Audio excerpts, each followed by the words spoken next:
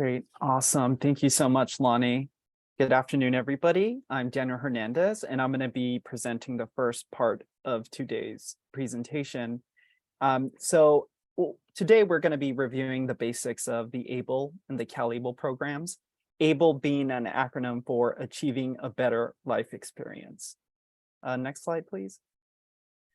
Okay, so just a small disclaimer. So the following presentation is meant for education only and doesn't constitute legal advice nor legal counsel. And this is because your situation may be unique and require careful attention. And later on, towards the end of the presentation, we'll provide you our intake number. But also, we want you to keep in mind that the information in these slides could become out of date if you reference them later in the future, a year or 2 years from now. So we just want you to keep that in mind because the laws and local practices relating to these matters are constantly developing. Next slide. Okay, so just a quick snapshot of what we're going to learn today. We're going to learn about the basics of the ABLE program. Nat is going to cover the basics of the CalABLE program, which is the ABLE program for the state of California, and then we'll provide a few resources that you can refer to if you want to learn more about these ABLE programs. Next slide. Okay, so first we're going to preface the presentation by speaking a little bit about SSI and Medi-Cal resource limits. SSI being supplemental security income, which are disability or age-based benefits through Social Security. So the SSI resource limit for an individual is generally $2,000, and for a couple, it's $3,000. And here we have a link to a Social Security webpage that provides more details about resources under the SSI program. So that's SSI. There's a resource limit. Now, as of July 2022, the Medi-Cal asset or resource limit is now $130,000 for one person and $65,000 for each additional family member, with a maximum of 10 family members, including the individual. And although not yet approved by the Centers for Medicare and Medicaid Services, also known as CMS, it's expected that this asset limit will be eliminated altogether in 2024. But this is just for the Medi-Cal program.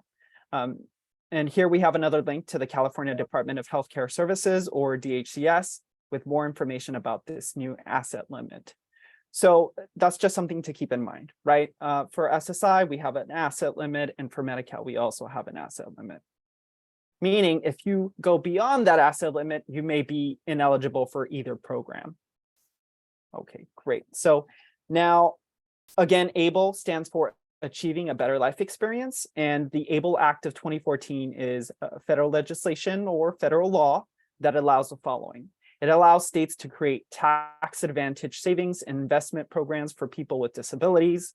It allows money in ABLE accounts to not affect eligibility for benefits like SSI or Medi-Cal or Medicaid, depending on what state you are.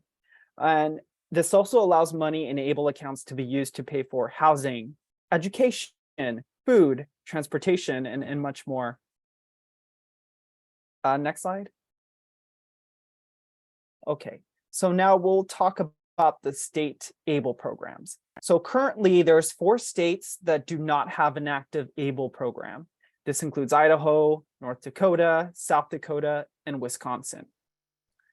Every other state does have an active ABLE program, and also the District of Columbia also has an active ABLE program. So a person can open an ABLE account in states that allow out-of-state residents to do so.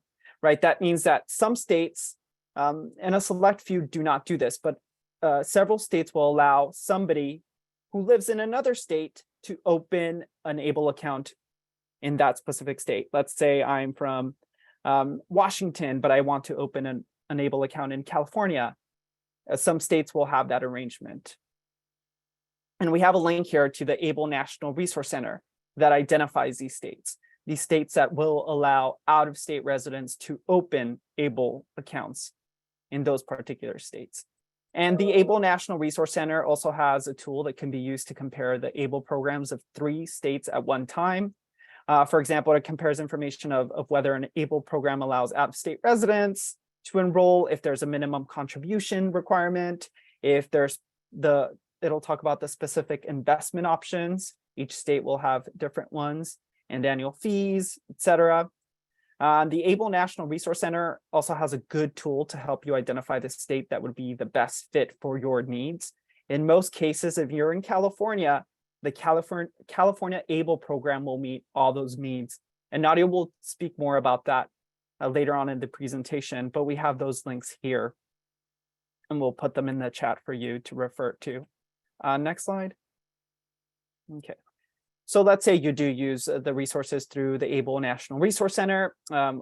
When comparing state ABLE plans, one should consider the following, right? The documents needed to open an account, the investment options that are offered, maintaining the account and fees, and other requirements that are unique to that particular state. Next slide. Okay, so we briefly discussed what the ABLE program is, right? Several states have an ABLE program. So now, what requirements must someone meet to be eligible for the ABLE program? So to meet eligibility under the ABLE program, the following has to be demonstrated. One, the person became disabled before age 26. And there's going to be a change to this, which Nadia will cover later on in the presentation. So that's one of the current requirements. Another requirement is that disability under the Social Security standards is confirmed, and it can be demonstrated through the following, right? Whether the person receives SSI or SSDI benefits, that's one way to demonstrate, right, that somebody has a disability under the Social Security standards. It's one way. The second way is if the person self-certifies of having a disability that meets the Social Security standards. So the person can be diagnosed by a qualified physician. They can be diagnosed with a physical or mental disability that has resulted in marked and severe functional limitations expected to last at least 1 year. That's the standard under Social Security. And here we have links to the list of compassionate allowances. And this is a list that in most cases, people will automatically be eligible for SSI benefits, right? Or will be deemed to have a disability under the Social Security standards. There's also another link we have here for Social Security's Blue Book listings. And this is important. This is a list of conditions of each of the major body systems that cause marked and severe functional limitations, meaning this is not the exhaustive list, but if you have a condition that is listed under one of these, and depending on how marked and severe the condition is, you may be eligible under the Social Security disability standards. And here we also have a link to ABLE Now that contains a frequently asked questions portion regarding ABLE eligibility. And this covers the entirety of the United States, most ABLE programs. Next slide. Okay. So, okay, we've discussed, right? There's requirements in terms of having a disability under the Social Security standards. Now, also there's a certain amount of money that can be contributed into an ABLE account if you secure one or obtain one. Generally, the contribution limit is $17,000. It's different for Hawaii and Alaska. For Hawaii, it's $15,630, and for Alaska, it's $16,990. Meaning that's how much, generally, right? There's some exceptions, but that's how much you can contribute into an account each year. However, an ABLE account owner who works and does not participate in an employer-sponsored retirement account may save additional money within their ABLE accounts from their earnings. So if a person does have an ABLE account, right, for themselves, and they perhaps are working, right, but they're not participating in a retirement account, a retirement savings account, then they're able to contribute more to an ABLE account. The only thing is that that person has to abide by certain rules. One of them, right, that the person can contribute only the less of the following options. So either the amount equal to annual gross salary, And again, annual gross salary is one's work earnings before taxes or other benefits are deducted. So either that amount or the amount for under the federal poverty guidelines in 2023, which is $13,590, which doesn't include, again, Hawaii nor Alaska because their FPLs are different. But in California, the federal poverty guideline is $13,590 in 2023. So, right, so if that amount is applicable, if we have a person with an ABLE account who is not participating in a retirement savings account, right, they can also contribute the lesser of these two. So this means that it's very possible to have up to $30,590 in savings or contributions into an ABLE account in 2023. These amounts change every year, not too much, but they do. But this is the case for 2023. Next slide. So now we'll talk more about the contribution. So anyone can contribute to an ABLE account, including family members, friends, and even the account holder, of course, if they're adults. And each state has set a limit for the total ABLE savings allowed at one time. So we've already discussed, right, that there's a certain amount that you can contribute a year annually to an ABLE account. But then there's also a cap, a maximum amount of money that can be held in an ABLE account. So each state has set its own limit, and it can range from $235,000 to $529,000, sorry. So $235,000 to $529,000. In California, that amount is $529,000. That includes both contributions and earnings, meaning anything you contribute, and because it's an investment account, right? It's gonna, accumulate. There's gonna be earnings on that, so it includes everything. However, there's a very important note that we want to make, and that's particularly for people who receive SSI benefits. And we'll discuss this in the next slide. So let's say if someone's receiving SSI benefits, contributions and earnings in an ABLE account cannot or should not exceed $100,000. Otherwise, it may affect SSI eligibility. So if someone's living in California, let's say, and they just want to maintain eligibility for a Medi-Cal, right? They can contribute a certain amount, right? And the maximum amount of money they can hold in that account can be, in California, $529,000. But if that person is receiving SSI benefits, then a different rule applies. And that rule is that they can have more than $100,000 in that ABLE account.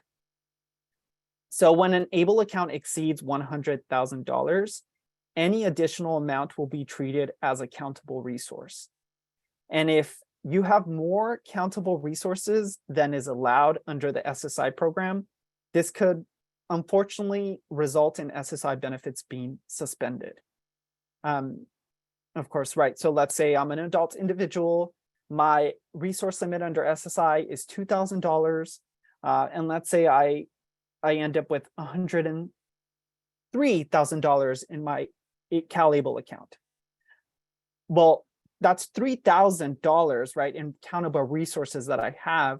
So at that point, I would not be eligible for SSI benefits, unless there's other exclusions involved. But that's just assuming, right, that 3,000 would be countable resources. So that's something to consider. However, there's a bit of a caveat when it comes to the suspension and reinstatement of SSI benefits if you have more countable resources than is allowed, and it's in a CalABLE or an ABLE account. So once the ABLE account balance that's over $100,000 falls back under the resource limit or below $100,000, and Social Security will reinstate benefits even after 12 months of being off of SSI benefits.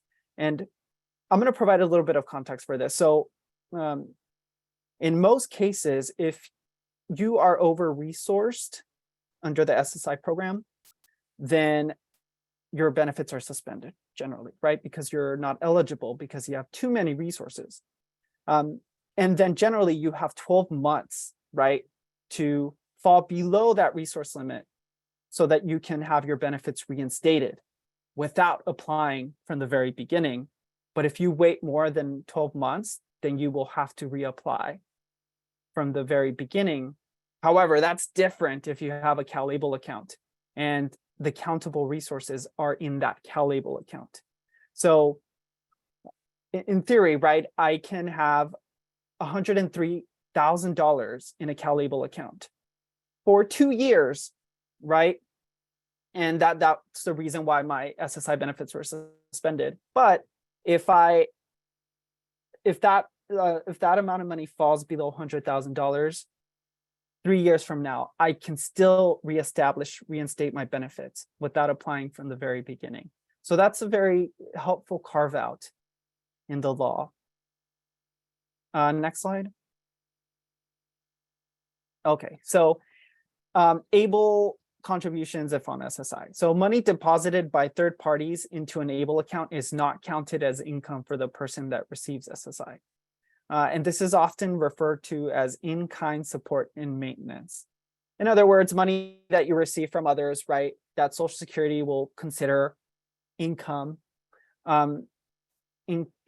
unearned income, in other words. For that reason, allowing contributions from third parties into an ABLE account serves like an added protection for ABLE eligibility, because you can technically get gifts, monetary gifts from friends, right, or family members or loved ones that are deposited into an ABLE account, but that doesn't count as income.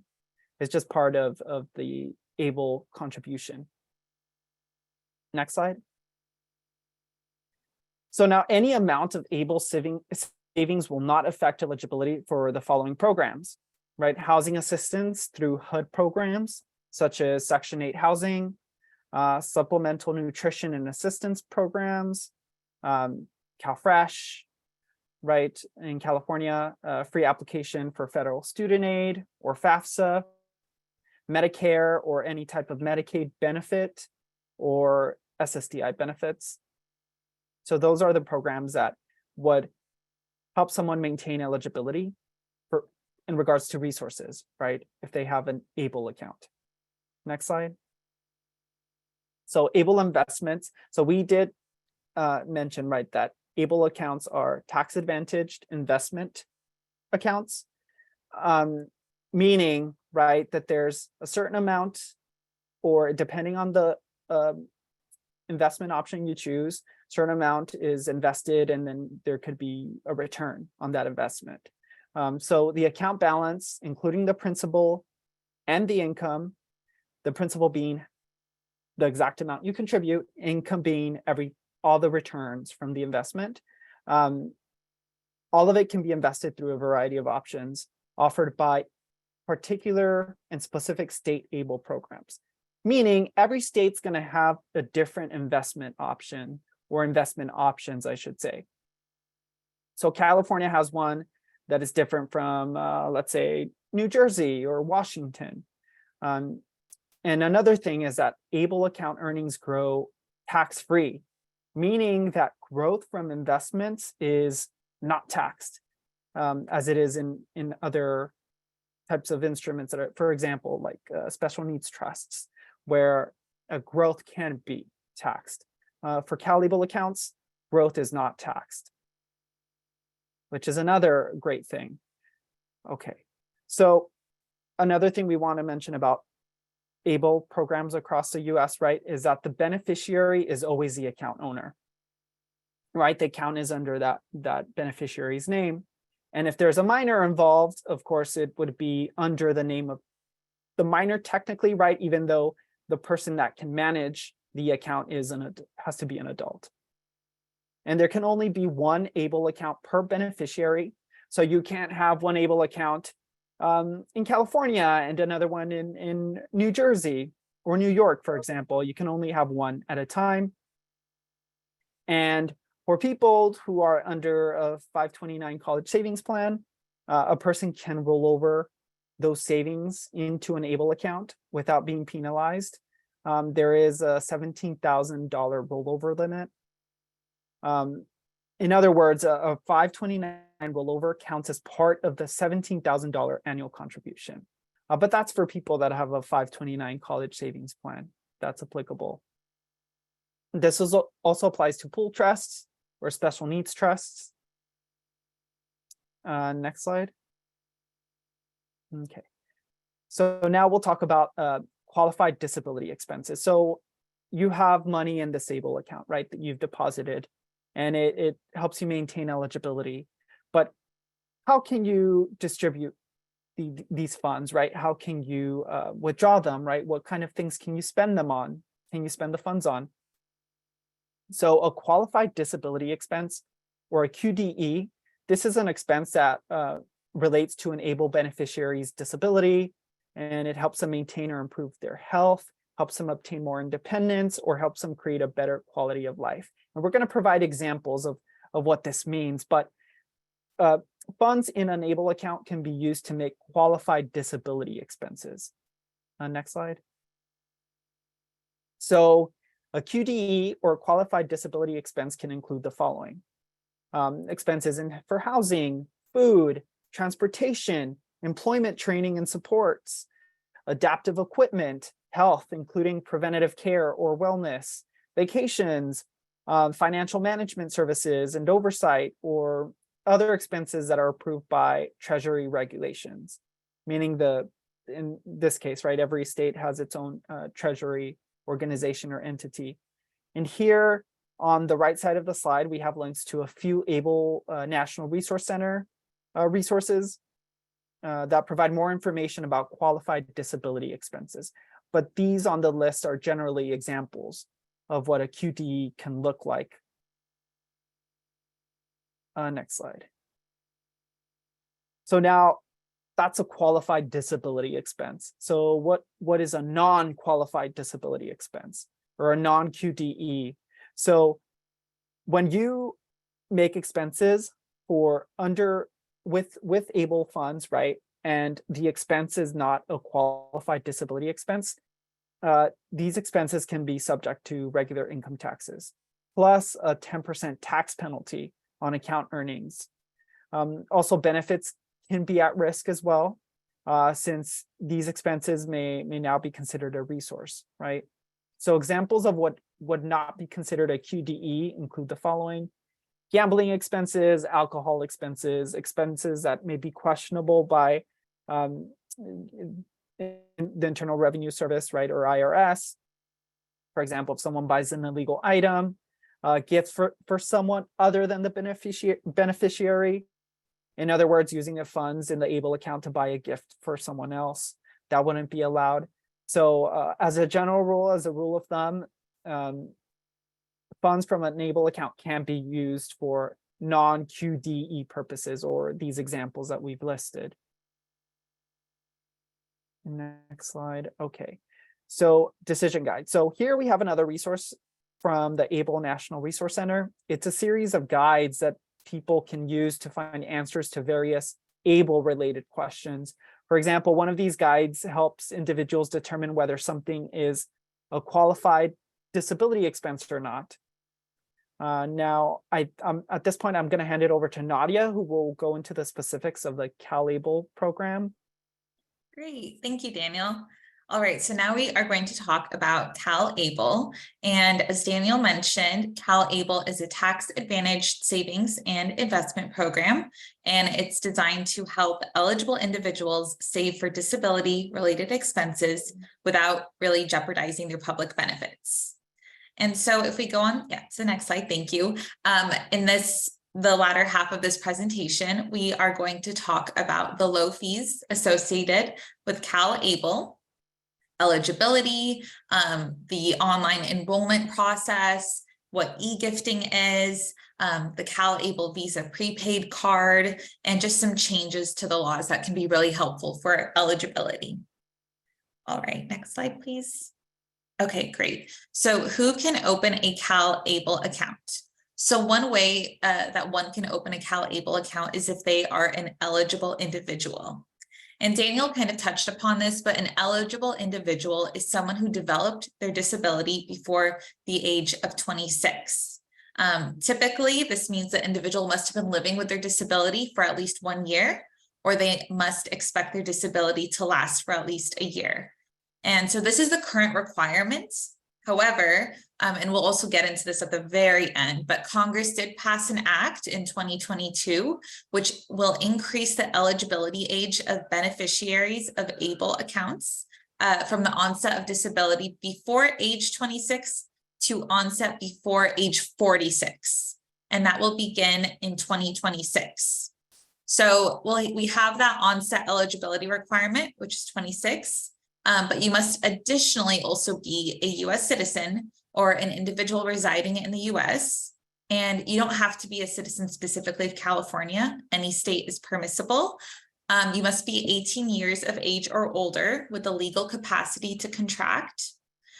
You have to have a social security number or any other kind of taxpayer identification number, and have a US permanent address that is not a post office box. So typically having an address where you reside. And also if you meet the age of onset requirement, which is age 26, and you receive benefits under SSI or SSDI, you are automatically eligible to open a CalABLE account. All right, so what happens if you are not an eligible individual? So, or if the eligible individual is unable to establish their own ABLE account, you can have a person with legally enforceable power of attorney. That individual can be able to open a CalABLE account. And you can also have the individual's conservator, a legal guardian, spouse, parent, sibling, grandparent, representative payee appointed by the Social Security Administration. And it would be typically in this order. So the rep payee would be last for who could open a CalABLE account. So next we're going to talk about who can manage the accounts. And again, it is pretty, if we can go into the next slide, please. Perfect, thank you. So it's pretty similar to who can open the account. So typically the eligible individual, or if that is not possible, the authorized legal representative. And if there is an authorized legal representative managing the account, only the authorized legal representative may do so. And to be an ALR, they must be a citizen or an individual residing in the US. They must be 18 years of age or older. So similar with who can open the account, they must be 18 years or older and have the legal capacity to contract. So to manage, if you are an authorized legal representative, you have to be 18 years or older. You have to have a social security number or other taxpayer ID number, and a US permanent address that is not a post office box. And you also must be one or more of the following. So a person selected by the eligible individual, a person with power of attorney, or a conservator or legal guardian, spouse, parent, sibling, grandparent, or representative payee appointed by the Social Security Administration in that order. So again, if one is unable to, as an eligible individual, to open the account, it's pretty similar with who can manage the account. It's basically someone with the legal capacity to do so. So whether it is a person selected by the eligible individual, someone with a power of attorney, or in that order from conservator to rep payee by the Social Security Administration. All right, next slide.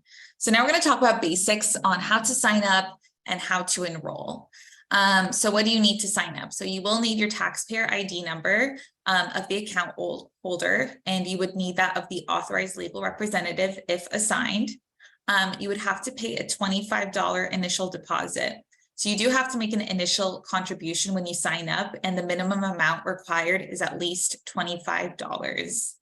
And if you do wish to link a bank account to transfer money to and from the CalABLE account with your bank account, you would also need your routing and account number. And so with regard to the application process, the account opening process is all online. So when you open your account, you'll be asked to create a username and password. You will enter basic information such as your name, address, and birth date. And if you are a parent or other representative in opening an account for someone else, you will need to enter your information plus the beneficiary's information. And again, be sure to have bank account information available so that arrangements can be made to transfer funds back and forth swiftly. And a few questions will also be asked regarding the beneficiary's disability to confirm eligibility. And so you will be able to select your delivery options of how you would like to receive your statements, paper or email, choose your investment option, which we will talk about in the next slide. And yeah, linking it to a bank account and requesting a prepaid card. All right, so how to add money to a CalABLE account. So you can log into your account once it's all set up online at calable.ca.gov to transfer money from your bank account at any time.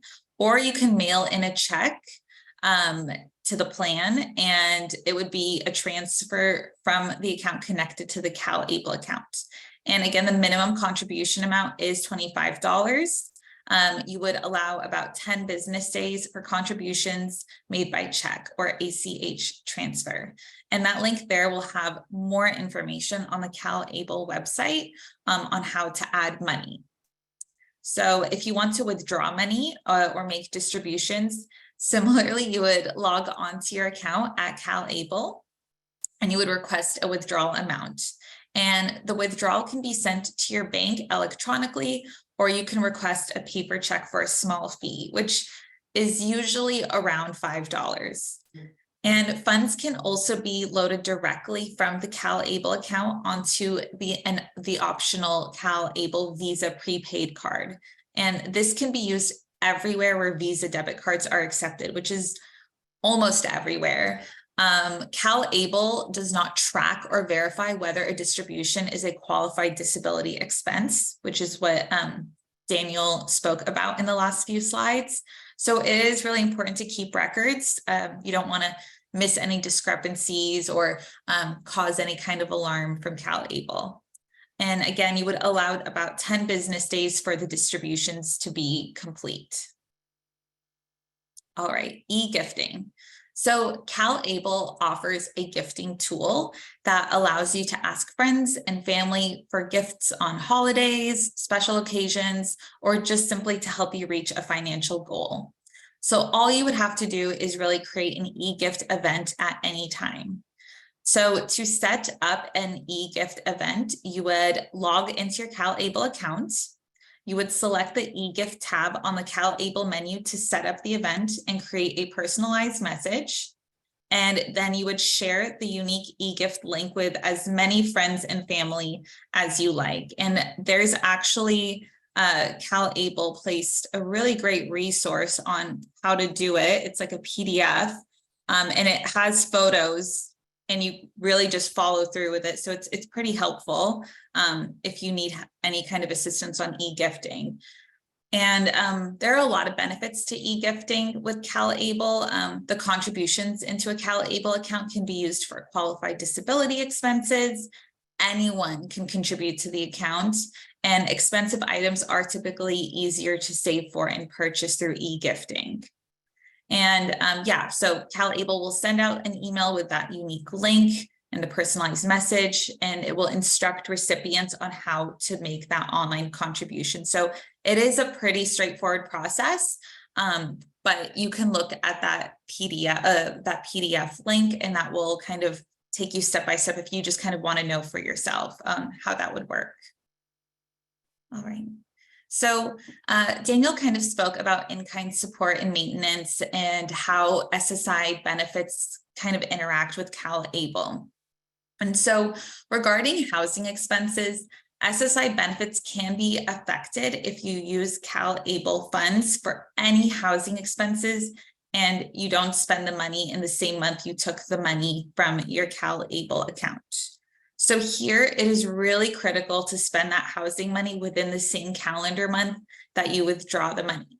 Because as Daniel mentioned, if there is a lot of money in your account, that can raise alarm with regards to SSI because there is a limit.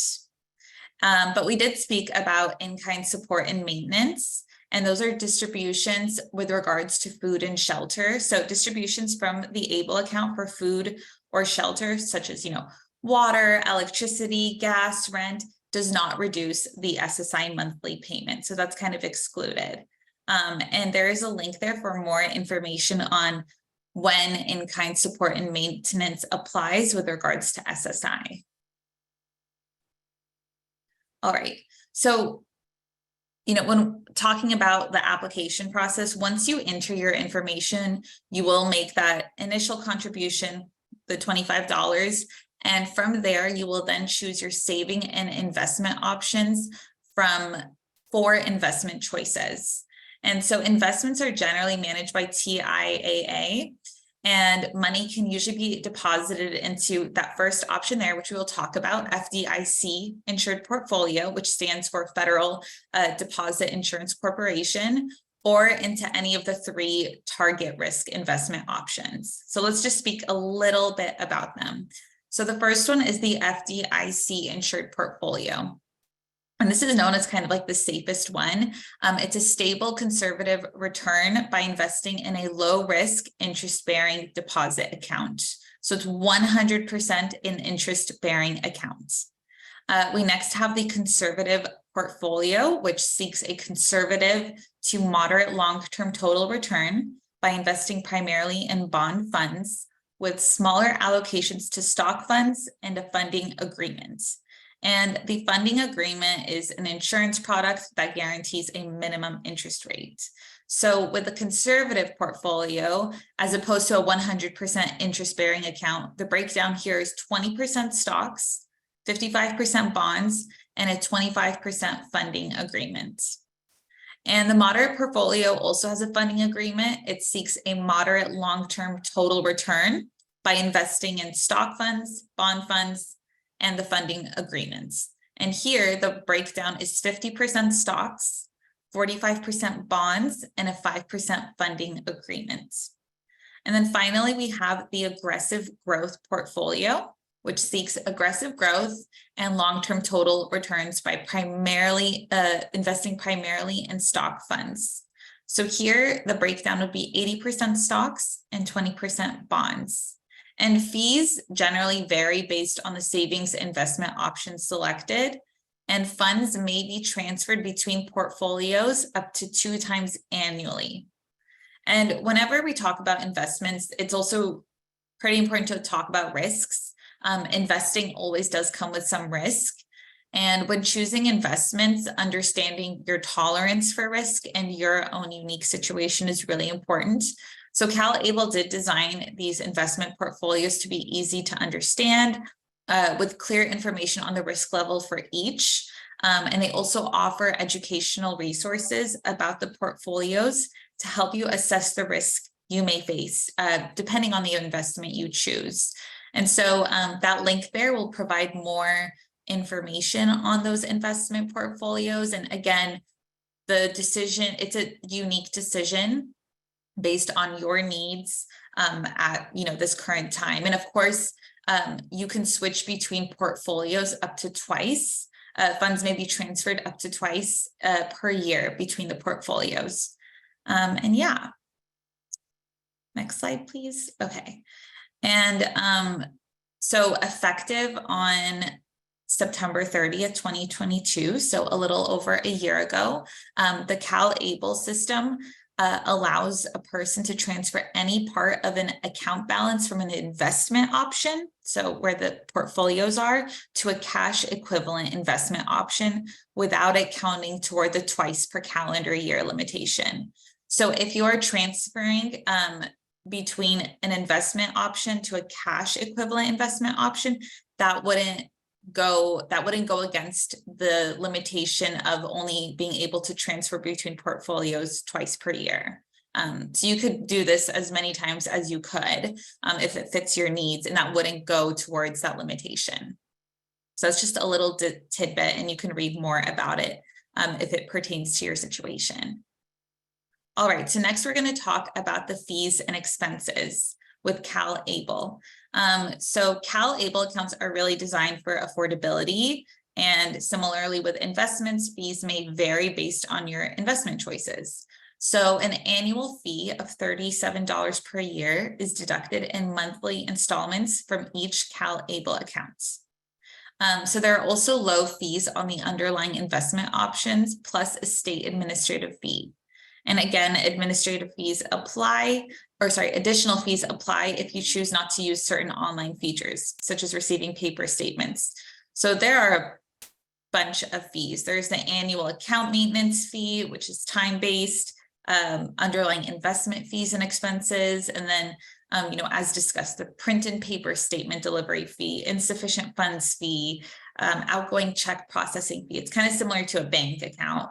It is an account. So similar to what you would think with what your current bank, just think of those kind of fees. If you are going below a certain amount, if you're choosing paper over virtual, that may count as a fee or an expense for you. But for all people, there is an annual fee of $37 per year. All right, so next we are going to talk about Medi-Cal and CalABLE and how they interact with each other.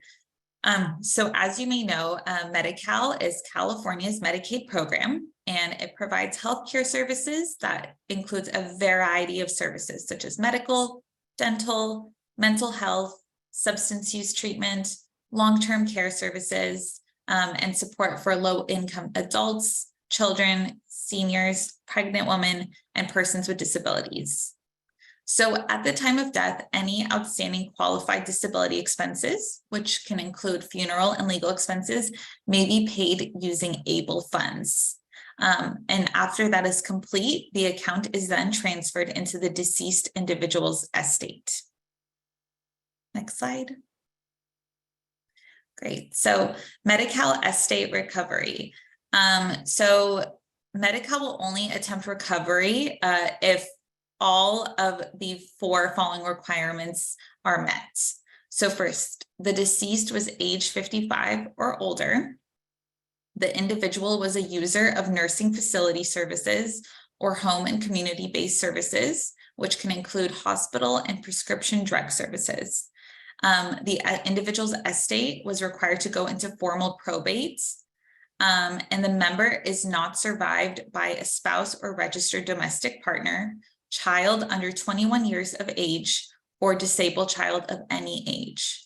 So Medi-Cal will only attempt recovery if all of those requirements are met or all must apply.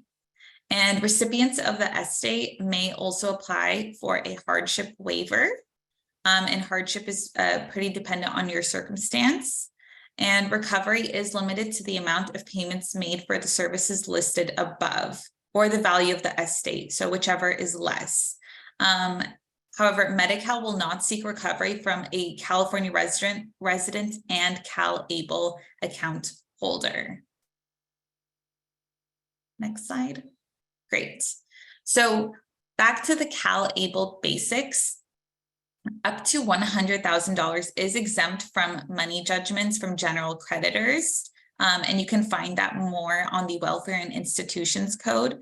And so account protection really only applies to California residents with a CalABLE account.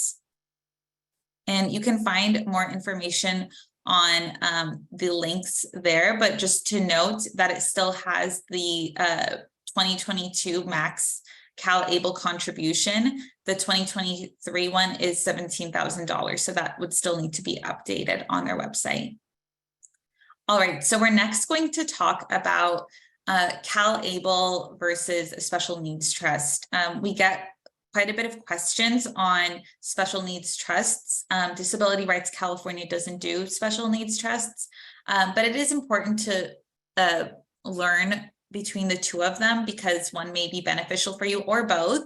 And usually the default is just to go to a special needs trust. And just for reference, a special needs trust is a type of trust that provides funds to supplement public benefits without interfering with those benefits. So public benefits laws control the establishment and administration of a special needs trust. Generally speaking, CalABLE accounts and special needs trusts complement one another. Both accounts allow owners direct access to their own savings funds, and both allow people with disabilities to save their money without losing access to government benefits. However, there are some important differences, which we are going to go over. So in general, CalABLE accounts may be less costly and easier to use. You can open and manage an account really all by yourself. CalABLE accounts are free to open. Fees start at just $37 a year, whereas some investment choices have additional fees, but generally the floor is $37. And there are tax-free withdrawals for qualified expenses, such as the qualified disability expenses Daniel spoke about. So with the special needs trusts, they do offer more oversight and the ability to make larger contributions, but they can be costly to set up. So here, contributors are limited, and there are no deposit limits, which is great. However, earnings are taxed, which can be a little bit costly. So if we go on to the next slide, with CalABLE, you can open it by yourself online in 20 minutes or less.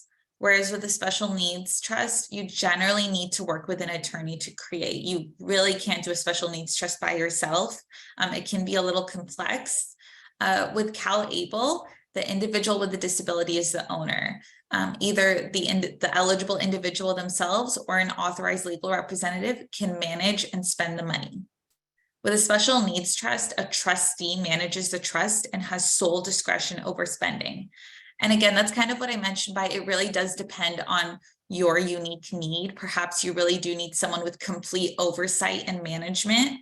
But with CalABLE, there is more flexibility and there is more autonomy. So with CalABLE, you will have a broad range of allowable uses, which can include food and housing. And while the special need trust does allow a broad range of allowable uses, it does not include food or housing. And with CalABLE, the cost is generally the state administrative fee, whereas with the special needs trust, it can really vary from a couple $100s to a few thousand to start, as well as ongoing costs. Just think about what you would need to pay for an attorney. Whereas with CalABLE, you can open it by yourself online. You can be the one holding that CalABLE account. And so, yeah, depending on your needs, your best option really may be either a CalABLE account or a special needs trust, but many people use both. So for example, you can use a special needs trust to fund a CalABLE account. That is definitely a possibility, and a lot of people do that. All right, so we are going to go on to the next slide. And so this is kind of the final thing that both Daniel and I spoke about, that in 2022, Congress passed the ABLE Age Adjustment Act. And this is really great because it increases the eligibility age of beneficiaries of ABLE accounts from the onset of disability before age 26 to the onset before age 46. So that will begin starting in 2026. And this is just really great because it allows more people to be able to open CalABLE accounts. A lot of people do have disabilities between this age range, 26 to 46. So it just is more inclusive. So yeah, definitely spread the word on that. And we have some resources here. We have the ABLE National Resource Center, the CalABLE website, and that's also where you can apply online. These are the next three links are the frequently asked questions, which was kind of covered in this PowerPoint presentation, but it'll be really helpful to revisit if you do have any of those kind of questions. And then the next slide. Yeah, we have more resources here. You can sign up to receive CalABLE information. As Daniel mentioned in the beginning of the presentation, laws and policies are constantly changing. So if CalABLE is something that is a really significant aspect of your life, of your needs, this is something to be kept up to date with. We have the state treasurer resource. The current state treasurer really keeps everyone up to date with CalABLE. They do a lot of presentations as well on CalABLE with a lot of Q&A portions. There are quarterly newsletters. And then We have the last link, which is a Social Security Program Operations Manual System. This is really great in just finding the reasoning behind certain policies and laws that have been passed. It provides a lot of the context there. And so that's just a really helpful resource if you want to learn more about the laws themselves. And yeah, that is it. Thank you so much, everyone, for listening to us. We are now going to open it up for questions.